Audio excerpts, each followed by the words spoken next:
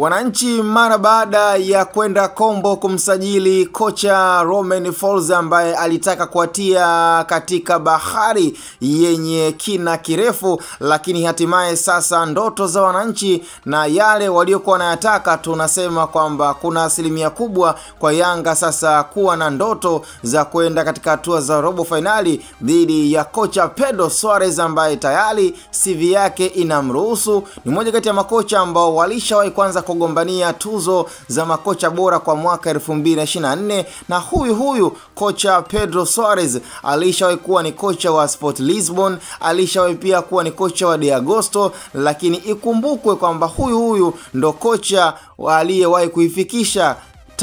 timu ya taifa ya Angola kuwa katika hatua za robo finali ya michuano ya AFCON. Kwa hiyo ni moja kati ya makocha ambao Khaliklam Vitae CV yake inamruhusu kuweza kutumikia klabu ya wananchi. Kocha Romain Folz alichotaka kufanya na alichotaka kuwafanyia klabu ya Yanga ilikuwa ni unyama uliopitiliza, kwa sababu mara baada ya Silver Striker kuweza kupata ushindi wa goli moja nyumbani kwao, na katika mechi marudiano ambayo ilipoteza matumaini ya Watanzania wengi na mashabiki wa klabu ya Yanga wakiamini kwamba tena bye bye Kushney Baba Jenny, kwamba Yanga hatuweza kufuzu katika michuano ya klabu bingwa kwenda kwenye hatua za makundi. Lakini hatimaye nafikiri ndoto ya wananchi inakaribia kukamilika na kuweza kumpata kocha ambaye kwanza ana uzoefu wa hali ya juu na ameshacheza michuano mbalimbali mikubwa ikiwemo michuano ya AFCON, lakini pia michuano ya klabu bingwa na kombe la shirikisho.